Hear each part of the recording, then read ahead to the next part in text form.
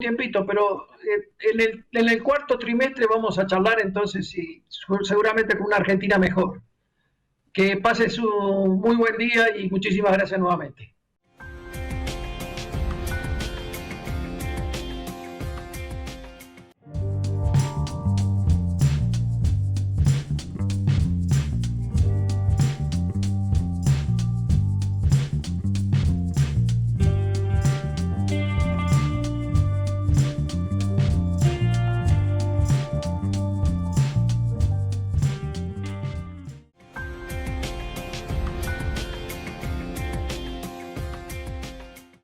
Bienvenidos a una edición más de Revolución en Valores, lógicamente bajo el amparo de nuestros grandes amigos del magazine Mercados por Expertos. Hoy, como verán, hemos decidido volver al estudio y lo hicimos por una razón fundamental, que es nada más y nada menos que rendirle honor a alguien que fue un pilar en la creación y en el arribo de Revolución en Valores aquí a la televisión. Se nos ha ido un amigo, un hermano del alma, y este es nuestro pequeño tributo a nuestro querido Aquiles Cerredo. Él realmente le rindió honores a nuestra marca, a nuestra fundación, a Revolución en Valores. Practicó la caridad y se entregó sin condiciones a su familia y a sus amigos. Por vos, amigo, y ahora tenemos nuestro custodio que nos mira desde el cielo y nos protege a todos. Pero como el show debe continuar, es una máxima conocidísima por todos, quisimos compartirles de algún modo el testimonio de un gran profesional que hoy nos acompaña. Él es médico, oriundo de San Juan, pero vive hace más de 20 años en la ciudad de Mar del Plata. Como les dije, estos misterios de la vida, ¿no es cierto?, hacen que hoy podamos abrazar nuestro dolor, pero tratemos de transformarlo. Y justamente él es un médico, nuestro acompañante, es un médico que se dedicó a estudiar en los últimos años e investigar acerca de la ciencia de la felicidad. Le damos la bienvenida al doctor Pablo del Cid. ¿Qué tal, Pablo?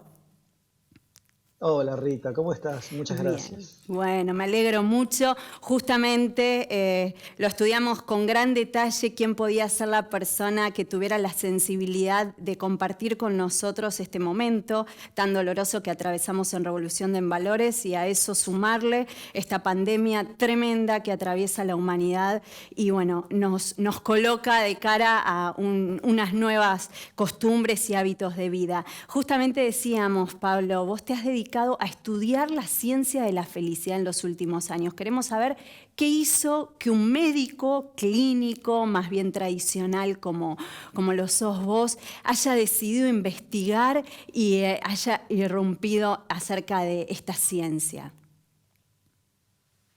Vos sabés que todo empezó con una crisis personal, hace 10 años más o menos, Ajá. que me iba muy bien desde lo profesional, desde lo familiar, pero no encontraba satisfacción, no encontraba bienestar, no me sentía feliz. Pude darme cuenta que no estaba logrando esa felicidad, que no me estaba sintiendo bien, y como un poco llevado por esa corriente empecé a buscar. Siempre he sido de los que creen que el conocimiento es una fuente inagotable de obtener respuestas para las cosas, así que empecé a leer y a investigar, y cuando te empezás a meter, empezás a darte cuenta que hay un montón de gente que investiga sobre la felicidad, sobre el bienestar, sobre qué cosas son las que influyen en que una persona pueda estar más o menos feliz comparados con otras que pueden tener lo mismo, diferentes cosas. Así que me fue arrastrando esa corriente fascinante, y a la primera conclusión que llegué en ese camino fue que la raíz de la infelicidad es esa justamente, que es el desconocimiento. Ajá. Pablo, te pregunto, en momentos, como decíamos, tan delicados como los que estamos atravesando actualmente en el mundo, ¿qué herramientas puede aportarnos esta disciplina para que nosotros podamos encontrar un poco más de esperanzas, ¿no es cierto? Y puntualmente en el caso de las pérdidas, como la que comentábamos al inicio del programa, sabemos que hay mucha gente que está teniendo pérdidas de familiares, no solo el distanciamiento, sino la pérdida de este plano, y el no poder despedirse de ellos es muy duro. ¿Con qué herramientas nos podés iluminar? Es buenísima la pregunta y sobre todo por el momento particular de ustedes, tuyo, y por el momento que vivimos todos, como decías, involucrados directa o indirectamente con lo que está pasando con el coronavirus. Ahora la pandemia es el virus, pero después van a venir, y el después es dentro de muy poco, otros problemas. Y es ¿Cuáles? la depresión, es el estrés postraumático, es el hambre que va a traer todo esto porque va a haber más desocupación. Entonces vamos a tener que estar fortalecidos de alguna manera, tener recursos para hacer frente a lo que viene, a lo que estamos viviendo y a lo que viene. Ah. Pablo, Hay te consulto, discúlpame. Sí. Vos dijiste algo que es fundamental, hablaste de la depresión, hablaste de muchas sensaciones, muchos estados. Hay uno que es muy importante y que vos lo tratás en tus jornadas y demás, que es la tristeza. ¿Cómo se hace para sobrellevar esos momentos de desánimo, de tristeza por estos días? Bueno, la tristeza es una de las 3 emociones que tienen mala prensa, digo yo, porque las 3 emociones que están mal catalogadas, son mal vistas en nuestra sociedad, en nuestra cultura, son el miedo, la tristeza y el enojo. Si vos tenés miedo por algo, es como que no tenés tanto valor o no valés tanto como una persona que no siente o que dice no sentir miedo. Si vos estás triste, un poco estás en contra de la cultura reinante actualmente, que es la de que tenés que ser feliz a toda costa. Si vos te enojás, también es un signo de debilidad. Entonces, así es como se miden estas emociones hoy en día, y es una pena porque son emociones muy valiosas que vienen a enseñarnos cosas, a poner sobre el tapete cosas que nos están pasando y que es muy bueno empezar a prestarles atención. En el caso de la tristeza, puntualmente, la tristeza tiene la sabiduría implícita de marcar una pérdida, por supuesto. A veces, como en el momento que están atravesando vos y tus seres queridos, la pérdida es obvia y es evidente, como es la partida de una persona añorada y querida. Y otras veces la tristeza se hace presente y vos no tenés identificada cuál es la pérdida. Entonces tenemos esta cultura de que hay que huir de la tristeza, que rápidamente hay que salir de ahí, y cuando uno se empieza a sentir triste, se arma una reacción en cadena, porque después de la tristeza viene como un miedo a lo que puede pasar por sentirse triste, y ahí es donde se desvaloriza mucho una emoción que tiene mucho para enseñarte, porque la tristeza, en realidad vivida como tal, sin miedo, dejándose de alguna manera abrazar por lo que es esa emoción en sí, en el momento en el que se presenta, tiene la propiedad de llevarte hacia adentro. Trata de que vos te enfoques hacia tu interior, hacia tu propio ser. La tristeza hay que acostumbrarse, cuando se hace presente, a vivirla en toda su plenitud. Y soy muy consciente que lo que te estoy diciendo es casi contracultural en este momento. Pero la tristeza hay que acostumbrarse a vivirla en toda su plenitud. Hay que permitirse vivirla sin tenerle miedo, porque es una gran maestra y te va a llevar a conectarte con tu propio ser. Claro, y habíamos sentido, te habíamos oído en otras entrevistas hablar a propósito de esta contracara de la tristeza, que sería la felicidad. ¿Qué sería, no? ¿Qué es la felicidad? Es ese espacio que todos añoramos, es a donde aparentemente el ser humano quiso llegar, pero bueno, evidentemente los medios que elegimos no han sido tan buenos, sino tampoco nos encontraríamos en la situación que nos toca hoy atravesar como humanidad. ¿Qué tenés para decirme acerca de la felicidad como ese lugar imaginado o como un estado o como la capacidad de adquirir y tener recursos propios para encontrarla y para vivirla a nuestra manera, ¿no es cierto? ¿Cuál de estas 3 opciones sería, si se quiere, la indicada, o por cuál, si tomamos alguna de ellas 3, por cuál pensás vos podríamos ir por mejor senda? Hiciste en el desglose de la pregunta y empezaste por el lugar clave, que es ¿qué es la felicidad? Hiciste una pregunta que es clave porque es poca la gente que tiene una definición propia y concreta de felicidad. Y es un ejercicio que yo los invito a todos los televidentes a hacer en algún momento, a preguntarse a sí mismos ¿qué es la felicidad para mí? Y tener una definición propia de felicidad es muy importante, porque quizá la felicidad para mí, Pablo del Cid, es una cosa, y para vos, Rita Fiorino, es otra, y para otros es otra. Y ninguna de las definiciones está mal per se. El tema es que hay que conocer qué es lo que vos consideras que te hace feliz, porque si vos no tenés ese concepto en primer lugar, vas a empezar a comprar definiciones de felicidad que te van a vender otros. Entonces vas a creer que hay felicidad en otros lugares y vas a empezar por ejemplo, con el tema del consumo, a consumir cosas, porque se usa la felicidad como un medio de marketing para vender un montón de cosas asociadas a esa palabra. Entonces, está bueno como primer ejercicio preguntarse uno, ¿qué es la felicidad para mí? Y después que vos has llegado a una respuesta o considerás que estás en un punto en el que te satisface la respuesta, vendrá la pregunta siguiente, que es, ¿estoy en el camino de eso que yo defino como la felicidad para mí? Y fíjate que digo el camino, Rita, Sí. porque tenemos culturalmente una idea que la felicidad es una meta a alcanzar. Es algo que tenemos que ir a buscar y que está ya lejos y que tenemos que hacer todo el esfuerzo para ir a alcanzarlo. Y no nos damos cuenta que ese correr detrás de la zanahoria es equivocado el concepto, porque Claro. la felicidad vista como una meta es una ilusión, es inalcanzable. Siempre va a ser la meta, va a correr delante tuyo.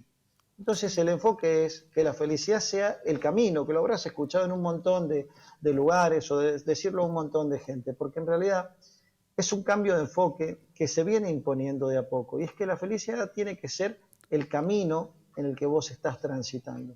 Y en ese camino es donde vos podés laburar un montón y empezar a descubrir recursos que todos tenemos y los llevamos dentro nuestro para hacer que nuestro cerebro sintetice felicidad y bienestar. Fantástico. Más allá de las circunstancias en que vos estás atravesando en cada momento en particular. Porque, si me permitís, me explayo un poquito ahí Sí. en algo de lo que es el concepto de felicidad Sí. permanente o duradera, si querés, a lo que es felicidad explosiva, momentánea. Son conceptos distintos y a veces en una sola palabra, que es una palabra muy trillada, vale decir, la felicidad y amor son las dos palabras más trilladas del lenguaje, sin dudas. Sí. En ese concepto de felicidad se mete un montón de cosas que parece que es todo lo mismo. Pero Bien. cuando uno habla de felicidad, cuando yo hablo de felicidad, no me estoy refiriendo al gozo o a la alegría que produce un evento en particular en un momento determinado, sin menospreciarlo, porque también son cosas muy bonitas cuando te pasan cosas que estás esperando o conseguís cosas que venías luchando y te sentís muy bien y te sentís ese gozo en ese momento, está buenísimo y vale la pena experimentarlo. Seguro. Pero hay otro estado que es un estado de felicidad más duradero, es un estado de serenidad interior, de serena alegría, que se puede cultivar. Entonces, cuando los que estamos detrás de lo que es esto de felicidad y bienestar hablamos, al menos en mi caso, de felicidad, hablo de ese estado de bienestar interior, de serenidad, de paz, que está de telón de fondo Claro. a las circunstancias puntuales que todos atravesamos en la vida, sean estas alegres o tristes. Exacto, muchísimas gracias, es clarísimo el concepto. Pablo, por último, tu visión luego de esta pandemia, ¿qué nos espera? Tu visión por un lado como médico, ¿no es cierto? Y por otro como especialista en esta nueva ciencia de la felicidad. Como médico creo que hay que estar preparado para un proceso largo, y cuando uno dice largo, a veces nota que la palabra no alcanza a impactar de la manera apropiada en los que no están en el rubro médico. Claro. Largo me refiero a que probablemente no tengamos una vida como la conocíamos hasta antes del coronavirus por un tiempo que puede ser hasta el año que viene Considerable. o más. Entonces hay que prepararse para un proceso que va a ser realmente largo. Sin embargo, bueno, de a poquito se va haciendo este proceso de flexibilización de la cuarentena. A mí, en mi opinión personal, la cuarentena ha sido muy productiva, se ha logrado aplanar la curva de contagios y hoy ahora nos permite poder plantearnos, bueno, cómo abrimos el aislamiento, cuáles son las medidas que podemos tomar. Hay muchos países que no han tenido esta posibilidad. Seguro. Hay muchos países que se prendieron fuego y después tuvieron que salir a improvisar. Entonces nosotros seguimos con una ventaja que ojalá que sigamos aprovechándola. Sí. Y soy consciente, porque además me impacta, por supuesto que me impacta, el tema económico. Vos sabés que yo hago consultorio clínico desde hace 23 años y a todos los médicos la cantidad de consultas nos cayó muchísimo, pero muchísimo. Sí. Te diría que estamos trabajando un 10, un 15% de lo que estábamos acostumbrados. Entonces no soy ajeno al tema económico, pero conozco y sé las consecuencias que puede tener el tema de salud si no se hacen las cosas bien, así que creo que vamos por el buen camino hasta ahora. Eso por un lado, en lo médico. Y desde el impacto psicológico que va a tener el coronavirus, creo que todavía no se puede cuantificar, es muy difícil de medir. También depende la base en la que impacta. No es lo mismo una sociedad muy castigada como la nuestra, en la cual venimos con procesos sociales muy largos, muy desgastantes, y esto llega para probablemente profundizar esos procesos a otras en las que estaban en situación de más equilibrio. Pero te quiero decir algo que yo veo a favor nuestro, de nuestra sociedad. Sí.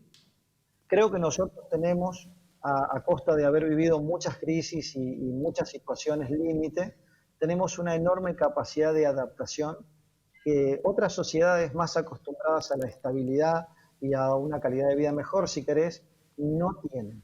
Entonces, podría darte datos de esto, pero no van en esta entrevista, pero estoy seguro de lo que digo y creo que nosotros tenemos la ventaja que sabemos adaptarnos a situaciones difíciles. Y creo que en este momento esa ventaja, esa capacidad que hemos desarrollado generacionalmente va a ser la clave para que podamos salir adelante. Clarísimo. Pablo, por último, ¿dónde podemos encontrarte, tus redes y algún lugar en donde, o charla que vayas a dar en forma online, calculo, por estos días? Contanos. Mira, me pueden seguir en Instagram, pablodelcid.doc, o en Facebook, que soy Dr. Pablo del Cid. Y ahí en las redes están todas las actividades que tengo. Hoy tengo una charla para el Colegio de Martilleros de acá de Mar del Plata, donde vivo, y tengo programada también una charla online para Style Contenidos y una notita que va a salir que te la voy a compartir en la edición online de la red. Cómo no, Pablo, la estaremos esperando. Muchísimas gracias por tu aporte, gracias porque tus palabras han sido realmente, iluminadoras en estos momentos que realmente los precisamos. Y nosotros, señoras y señores, continuamos con más Mercados por Expertos. Hay 3 hospitales, hay 12 centros de salud, hay un nuevo hospital materno-infantil, hay vacunas, hay emergencias médicas, hay municipio. San Isidro.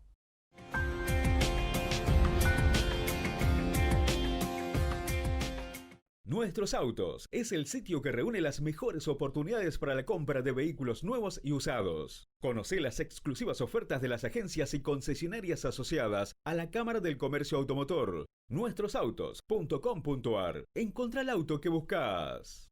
FACARA, Federación de Asociaciones y Cámaras del Comercio Automotor de la República Argentina.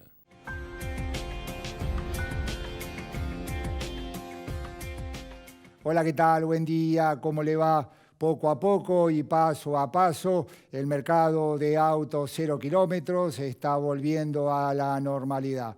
Hace aproximadamente 10 días, algunas provincias del interior del país hicieron que las concesionarias abrieran sus puertas. Hoy es un día clave. En Capital Federal vuelven a abrir las concesionarias. Nosotros estamos comunicados con Pablo García Leyenda, que es el director comercial de FCA Automóviles Argentina. Pablo, Roberto Nemec te saluda. ¿Cómo estás? Roberto, ¿cómo estás? Muchas gracias por este espacio y un saludo acá a la distancia con esta nueva metodología. Bueno, Pablo, como dije en el copete, hace 10 días aproximadamente, en el interior del país comenzaron a abrirse algunas concesionarias y hoy en Capital Federal. ¿Qué balance hacen de estos pequeños días en el interior del país y las expectativas para el día de hoy? Bueno, efectivamente, Roberto, como mencionás, estamos viviendo una nueva etapa, un nuevo proceso en esta situación, en este contexto tan particular. Nosotros le llamamos una segunda etapa, digamos, ¿no? Fue la primera etapa que tuvo como iniciación poner a resguardo a la totalidad de lo que somos la familia FCA, de la gente que trabaja, el staff, también cada uno de los equipos de los concesionarios trabajando en forma remota con los salones 100% cerrados, mismo los talleres que empezaron a abrir paulatinamente durante la cuarentena obligatoria para la atención exclusiva de vehículos que estaban, digamos, abocados a la atención de la emergencia. Hoy estamos ya iniciando una nueva etapa, si bien compleja porque se empieza a reaperturas paulatinas en base a los lineamientos que tiene tanto a nivel nacional como los gobiernos provinciales, como los gobiernos municipales. Te podría decir que hoy vamos a terminar el mes de mayo con una apertura de salones de ventas de más del 60%, aperturas siempre controladas. Tanto en la etapa 1 como en la etapa 2, lo más importante para FCA hoy es la seguridad, como el resto de las compañías, trabajando muy fuerte en poner a resguardo, no solamente lo que es la seguridad de quienes atienden a los clientes y a la gente que se acerca a los concesionarios, sino también de los clientes mismos, ¿no? Tenemos protocolos muy estrictos que hace ya más de 20 días empezamos a compartir semanalmente con los concesionarios para que cada uno pueda también tomar las mejores prácticas que se están haciendo a nivel mundial con las